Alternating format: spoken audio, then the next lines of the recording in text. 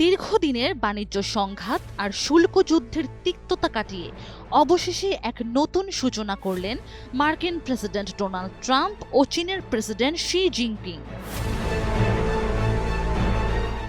বেইজিংয়ে she জিনপিংয়ের সঙ্গে ৪০ ঘন্টার নিবিড় সফর শেষে ট্রাম্প এখন ওয়াশিংটনের পথে।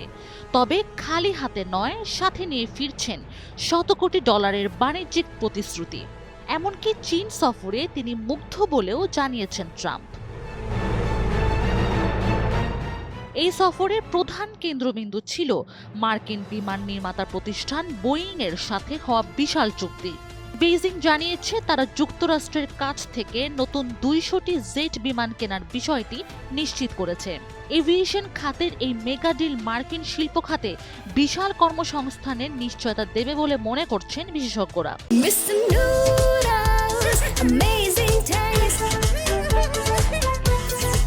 এর পাশাপাশি কৃষি খাতেও এসেছে বড় সাফল্য। আগামী ৩ বছরে চীনের বাজারে কয়েক বিলিয়ন ডলারের মার্কিন কৃষি পণ্য রপ্তানির বিষয়ে একটি সমঝোতা স্মারক স্বাক্ষরিত হয়েছে। দীর্ঘদিনের বিশাল বাণিজ্য ঘাটতি কমিয়ে আনার লক্ষ্যে এই কৃষি চুক্তিটি অত্যন্ত গুরুত্বপূর্ণ ভূমিকা পালন করবে।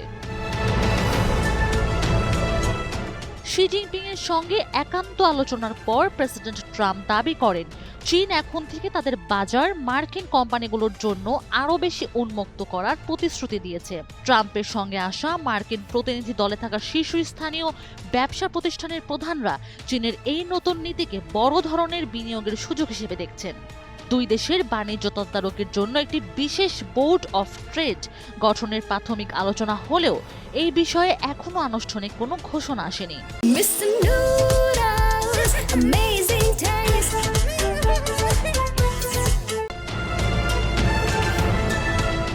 সফরের শেষ দিনে ট্রাম্পকে চীনের অন্যতম সংরক্ষিত এলাকা ঝনাংহাইয়ে যে রাজকীয় আতিথেয়তা দেওয়া হয়েছে তা দুই নেতার ব্যক্তিগত আস্থার বহিঃপ্রকাশ হিসেবে দেখছে আন্তর্জাতিক মহল। ট্রাম্প এই সফরকে অত্যন্ত সফল বলে অভিহিত করেছেন। তবে এটি কেবল শুরু। বাণিজ্যিক ধারাকে আরও শক্তিশালী করতে চলতি বছরেই দুই নেতার মধ্যে আরও ৩টি বৈঠক হওয়ার কথা রয়েছে। Sanjida Afrin, NTV online.